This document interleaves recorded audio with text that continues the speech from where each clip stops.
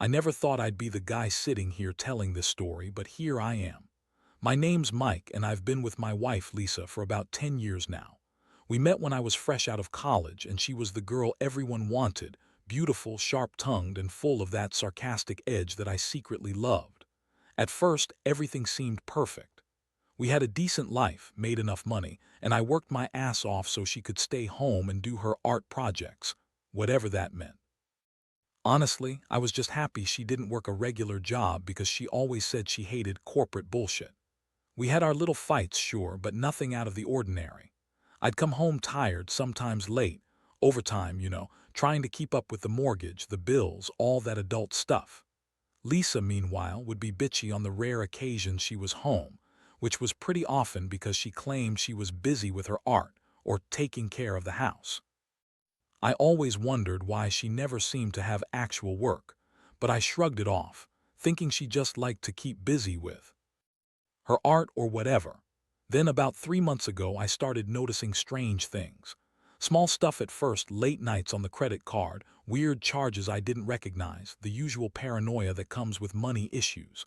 I'd ask Lisa about it, and she'd roll her eyes and tell me I was imagining things, that I was overreacting because I didn't understand her artistic process. That was her go-to excuse for everything.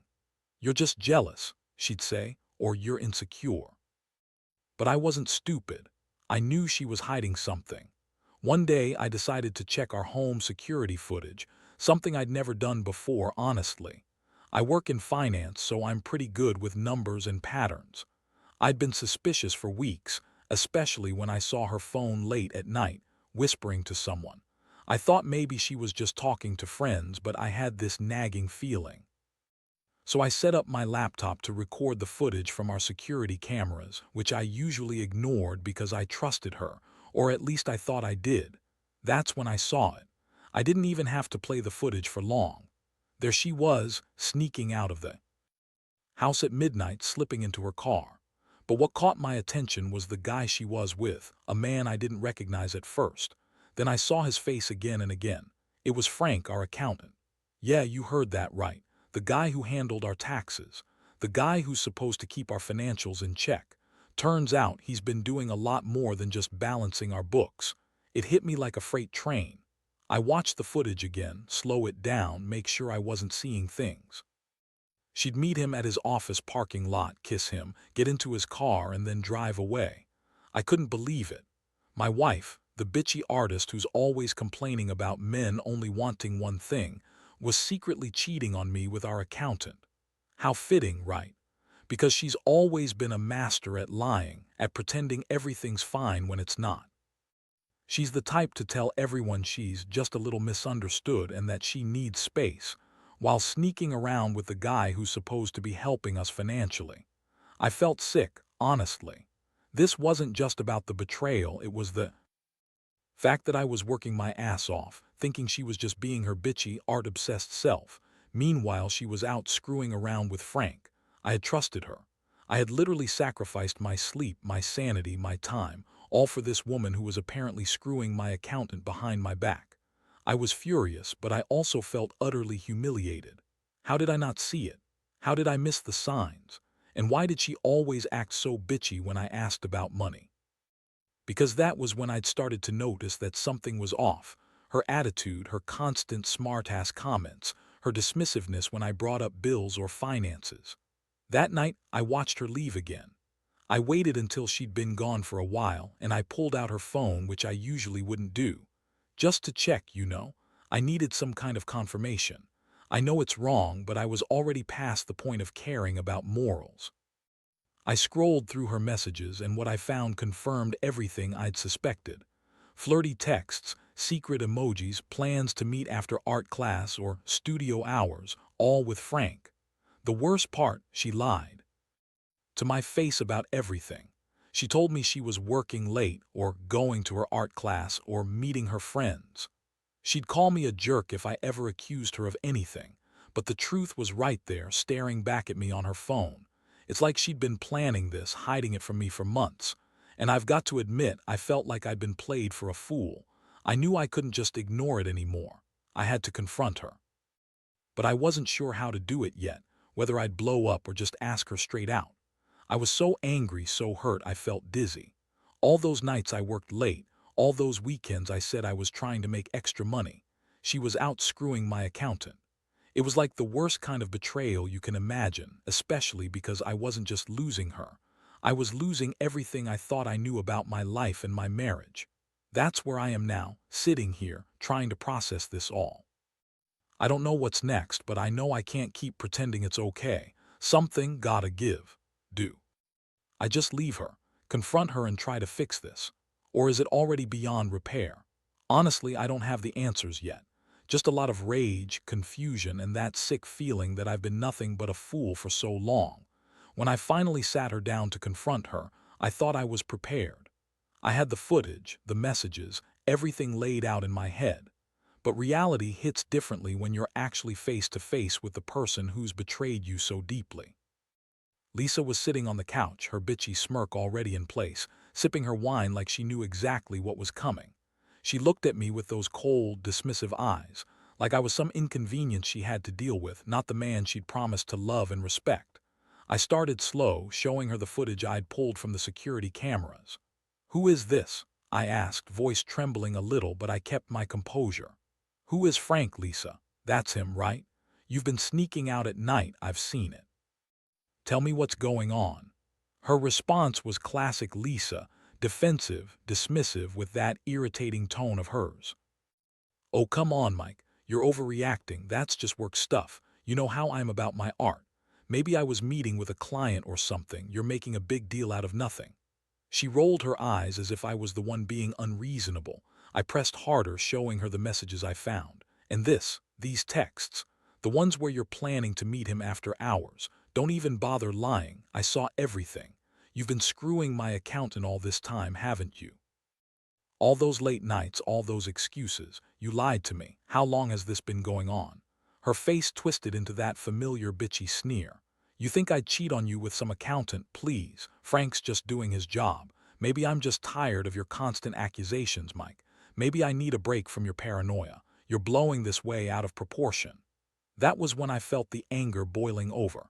I told her she could save her bullshit and admit it, that I wasn't stupid. I'd seen enough. But she just kept spinning her lies, acting like I was the crazy one. I could see the anger in her eyes, but she masked it with that fake bitchy smile. She always had a way of turning her lies into some kind of defense mechanism, like she was playing a game I was too stupid to understand. The more I pushed, the more her real nature came out. She started getting bitchy, snapping at me, trying to deflect. "You don't know what you're talking about, Mike. Maybe you're just insecure. Maybe you're jealous because I'm better at my art than you'll ever be at your stupid finance job. Whatever. I don't have time for your drama." I felt like I'd been hit in the stomach.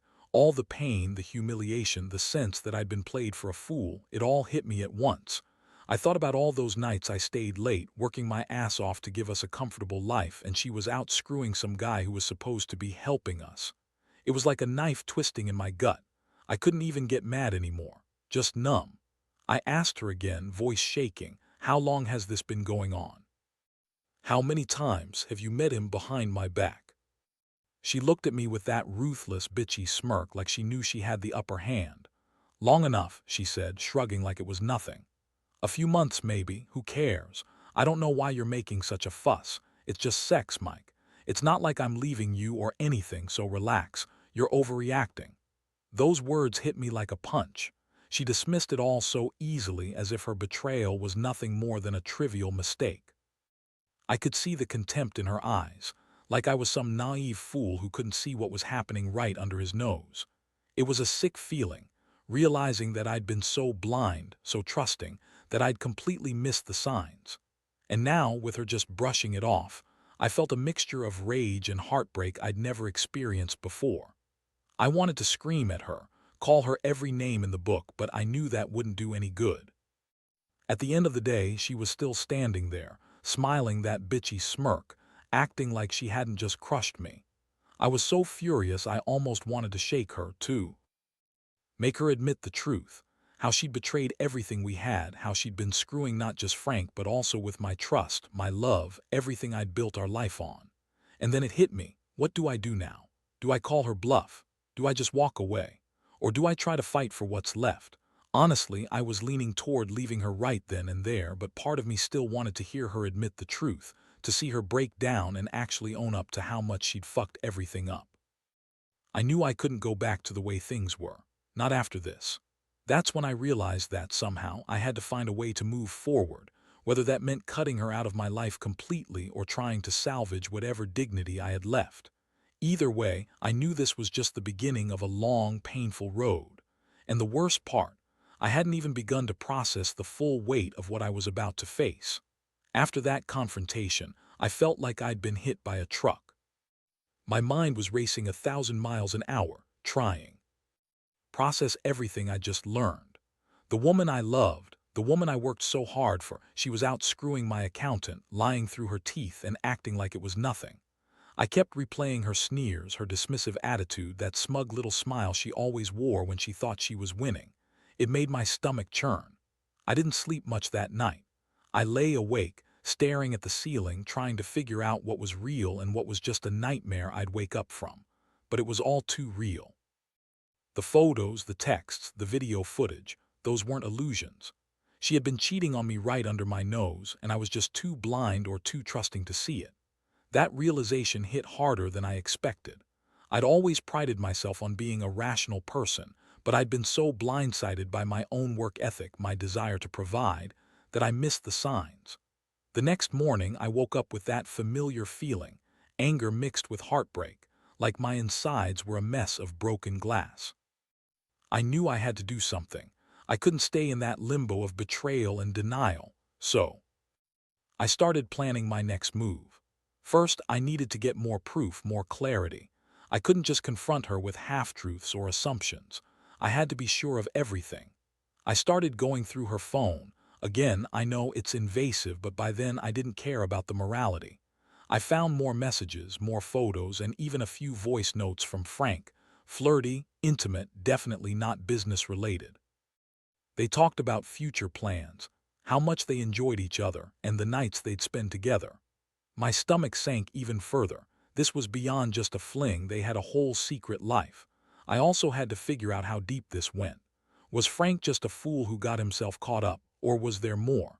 I contacted a few of my own sources, people I trust, and found out that Frank had been acting strangely for months, missing appointments, making excuses. It wasn't just my wife. It was a web, and I was caught right in the middle of it. The hardest part was confronting the reality that my wife, Lisa, had lied to me every single day. She'd called me insecure, paranoid, jealous. She'd told me I was imagining things whenever I questioned her about money, about her whereabouts. Meanwhile, she was out screwing my accountant, trying to cover her tracks. I felt betrayed on every level: marital, financial, emotional. I had dedicated my life to her, to what I thought was a future we'd build together, and she'd been living a double life. I wondered if she ever loved me or if I was just another paycheck, another fool to be used and discarded. It made me sick to my stomach. That night I sat her down again. I couldn't hold it all inside anymore. I told her I knew everything, showed her the evidence I'd collected, and watched her face contort with anger and shock. But she was quick to switch into her usual manipulative mode, trying to turn it around on me. "You're just insecure," she spat. "You work too much. You don't pay enough attention to me. This is your fault. Maybe if you'd been more supportive, I wouldn't have needed to find comfort elsewhere." That's her go-to line: blame everyone but herself. She's always been good at twisting things to make herself the victim. I couldn't listen to her bullshit anymore. I felt so broken, so disgusted, I just wanted to get out. But I knew I had to make a choice. Part of me wanted to explode, to tear her apart with words, to make her see how much she'd hurt me. But another part was numb. I knew this wasn't just about anger anymore, it was about survival. I told her I needed space, that I'd think about everything. I could see the panic in her eyes, but she still refused to own up. Instead, she kept insisting she was innocent, that I was crazy for even suspecting her.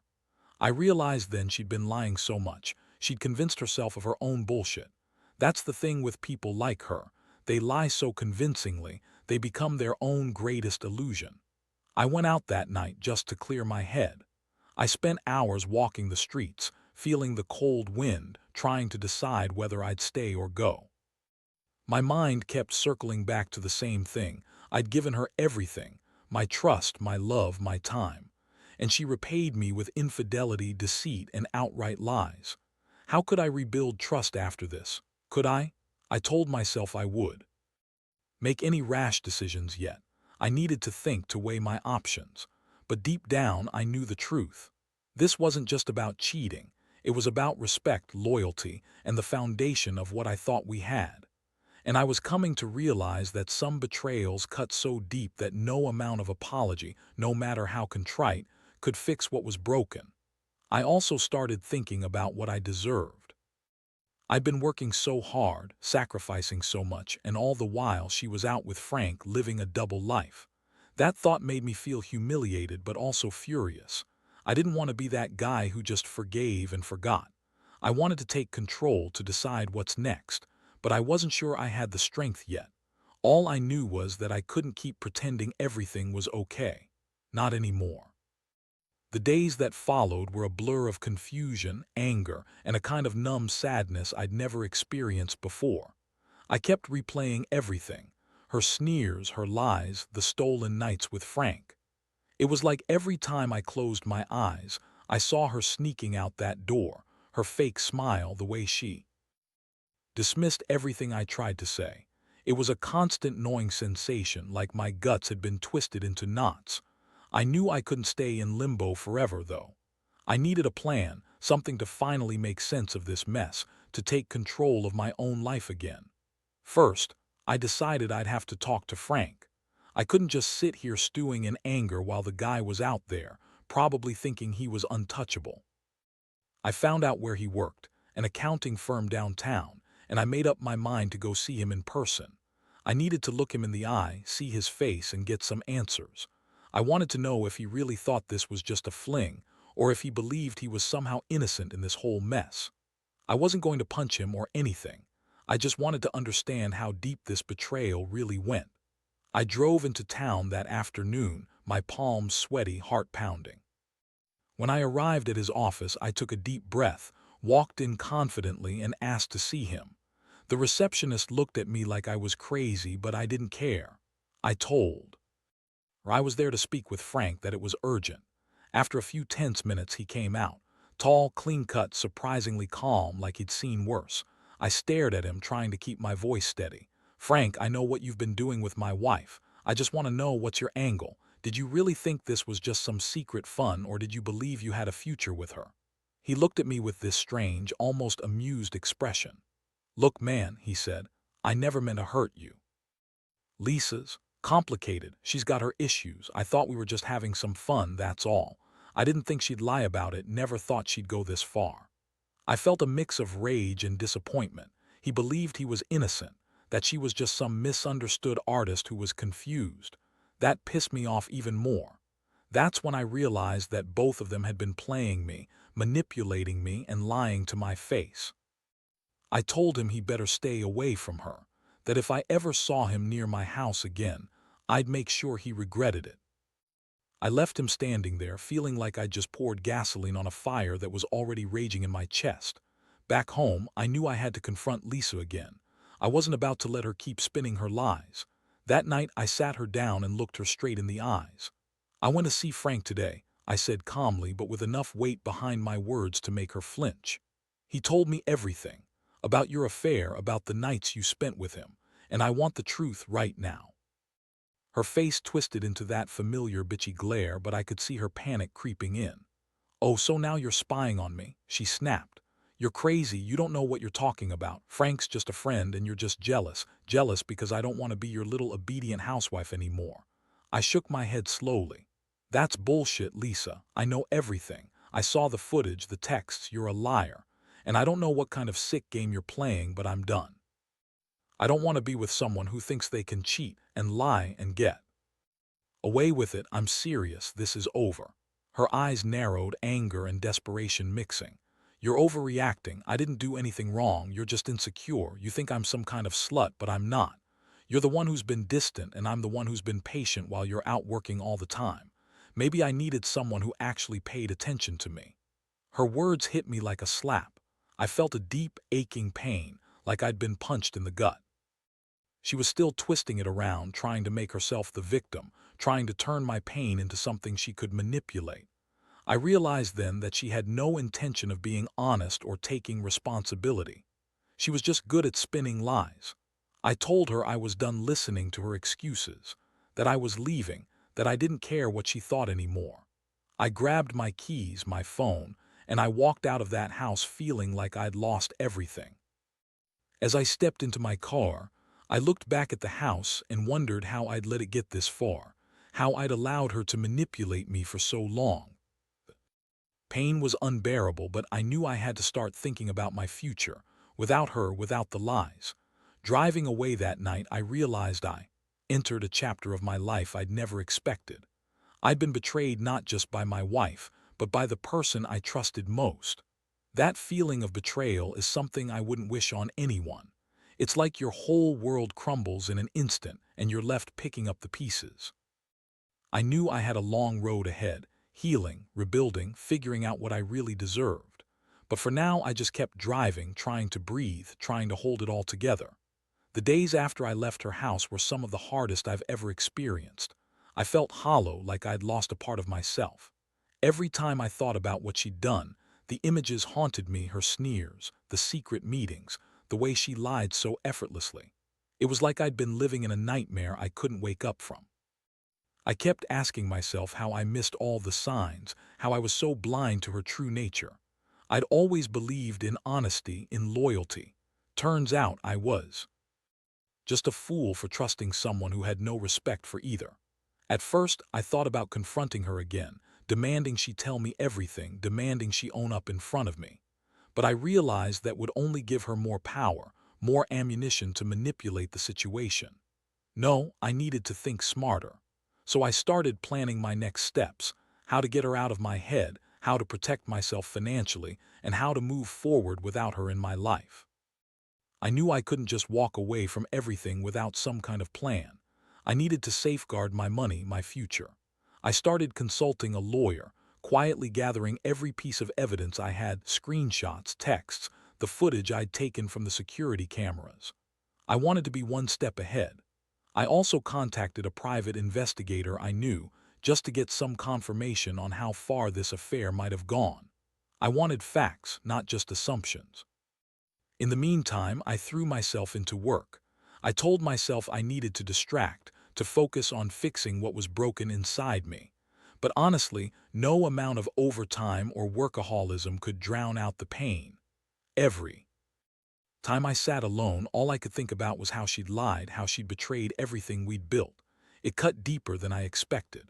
I'd worked so hard for stability, for a life I thought was solid. And now I realized it was all built on a lie. One evening, I couldn't take it anymore.